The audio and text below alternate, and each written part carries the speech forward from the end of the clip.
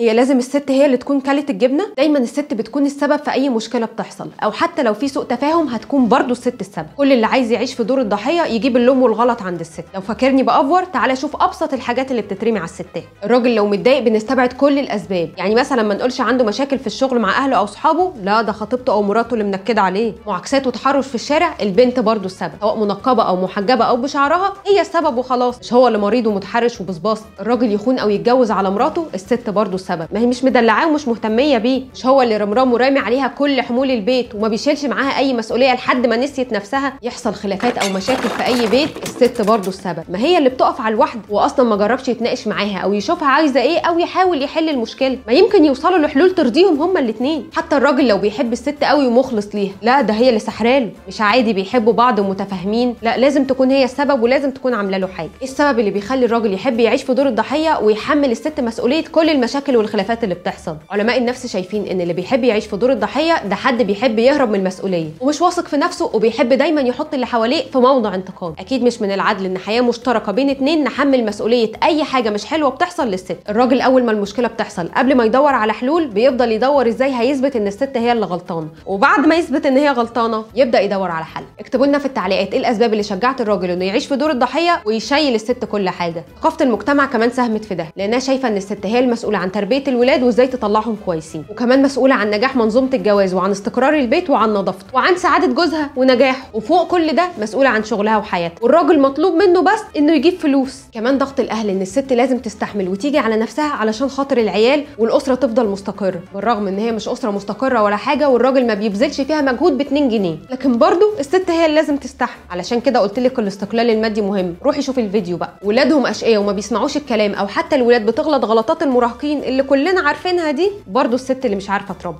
شوفي عدم اهتمامك وصل للعيال لايه، برضه لازم تكون هي السبب، لكن مش على اساس ان التربيه دي حاجه مشتركه بين اتنين والاب والام مسؤولين عنها. من الاخر لو ولادهم غلطوا غلطه اصل ولاد امهم، لو نجحوا وبقى كويسين اصلهم تربيه ابوه. جوزها لابس حاجه مش نظيفه وفيها بقع اصلها مهمله وشايفه نفسها هي وبس، على اساس ان جوزها ده عيل صغير ما بيشوفش ايه اللي نظيف وايه اللي مش نظيف وبيبقى محتاج حد يلبسه هدومه كمان ويحط هو هدومه في الغساله، ما بيشوفش. والاغرب بقى ان بعد الجواز لو بطل يسال على اهله او يزورهم يتقال ان الست السبب. شوف عايزه تبعده عن اهله، يعني هو اللي مش عاوز وغلطان، مش عارف الصح من الغلط وحقوق اهله عليه ايه. هو يعني لعبه بتتجر في اي مكان او مع اي حد؟ حتى الاكل جابوا اللوم فيه على الست. الراجل تخن او خس كله بسبب اكلها وطبخها، ما هو لو عاوز يتخن او يخس ما ياكل اللي يناسبه. ولما يحصل طلاق او انفصال برضه بتبقى هي السبب، ما هي اللي ما صبرتش على بلاوي جوزها. طبعا ما عرفتش تحافظ على بيتها وعيالها، ازاي ما تضيعش عمرها مع واحد منكد عليها عيشتها؟ قولوا لي كام واحده منكم اتعرضت للوم في الحاجات اللي قلت عليها دي، او لو عندكم حاجات تانية تلمتوا عليها اكتبوها لي في التعليقات.